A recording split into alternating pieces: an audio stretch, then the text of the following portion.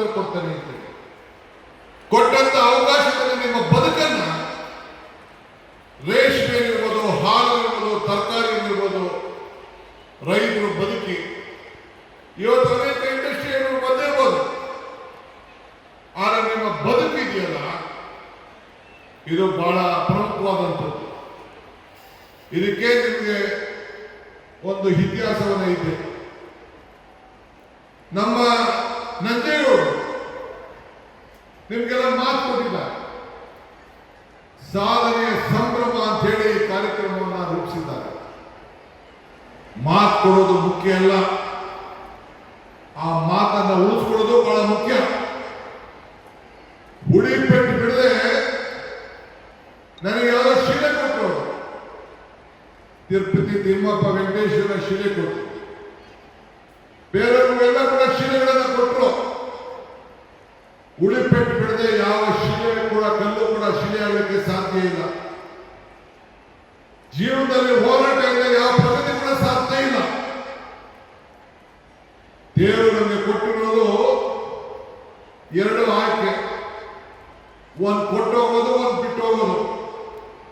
ಹಂಗೆ ಅವರ ಬದುಕಿನಲ್ಲಿ ಈ ಮಾನವ ಕ್ಷೇತ್ರದಲ್ಲಿ ಇವತ್ತೇನೋ ಈ ಕಾರ್ಯಕ್ರಮವನ್ನು ಇಟ್ಟು ವಿದ್ಯುತ್ ಶಕ್ತಿ, ಕೆರೆ ನೀರು ತುಂಬಿಸುವಂಥದ್ದು ಮತ್ತು ನೂರಾರು ಕಲ್ಲುಗಳು ಏನಲ್ಲಿ ನಿಲ್ಲಿಸಿದ್ದೀವಿ. ಇದು ಸಾಕ್ಷಿ ಗುಂಡೆಗಳಾಗಿ ಉಳ್ಕೊಳ್ತವೆ.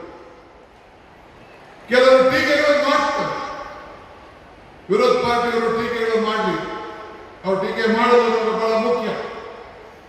ನಮ್ಮಲ್ಲೇನೋ ತಪ್ಪುಕೊಂಡಿರೋ ಚಿಂತೆ ಇಲ್ಲ, ತಿದ್ದುಕೊಳ್ಳಿಕ್ಕೆ ನಾವು ಸಿದ್ಧವಾಗಿದ್ದೇವೆ. ಆದರೆ ವಿರೋಧ ಪಕ್ಷವರು ಕಳೆದ 3 ವರ್ಷದಿಂದ ಮಾಡಿದ ಟೀಕೆಗಳೆಲ್ಲ ಸತ್ತೋಗಿದೆ. ನಮ್ಮ ಕೆಲಸಗಳು ಉಳ್ಕೊಂಡು ಇವತ್ತು ಈ ಕಲ್ಲುಗಳು ಸಾಕ್ಷಿಯಾಗಿ ಇವತ್ತು ಉಳ್ಕೊಂಡಿದೆ.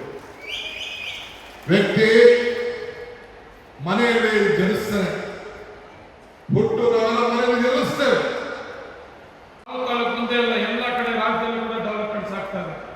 ವಿಶೇಷವಾಗಿ ನಾನು ಹೆಚ್ಚಿಗೆ ಭಾಷೆ ಮಾಡೋದ್ರಿಂದ ಕಡಿಮೆ ಮಾಡ್ತೀನಿ. ಯಾಕಂದ್ರೆ ಪ್ರತಿ ದಿನ ನಿಮ್ಮ ಜೊತೆಲಿ ಇರ್ತೀನಿ.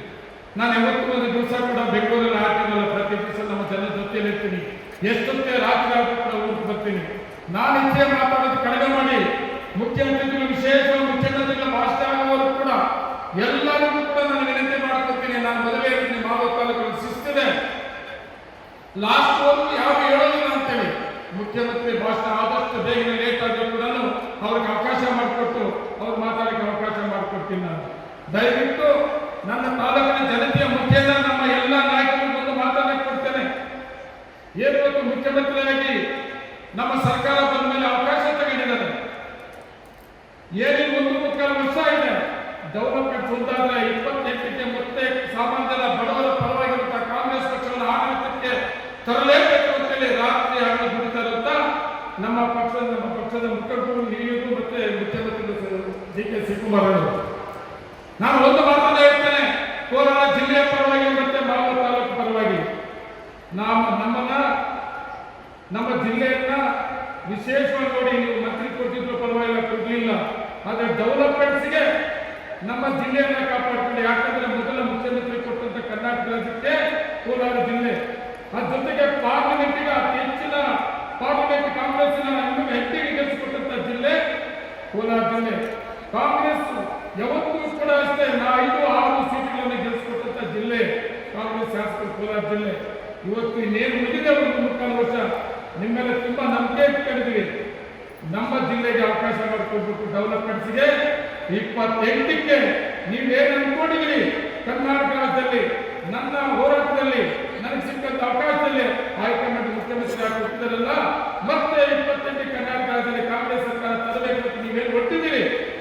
ನಮ್ಮ ಜಿಲ್ಲೆಯಲ್ಲಿ 6 ಕೂಡ ಕಾಂಗ್ರೆಸ್ ಶಾಸಕರಿಗೆ ಗೆಲ್ಲಿಸಿಕೊಳ್ಳೋದ್ರಲ್ಲಿ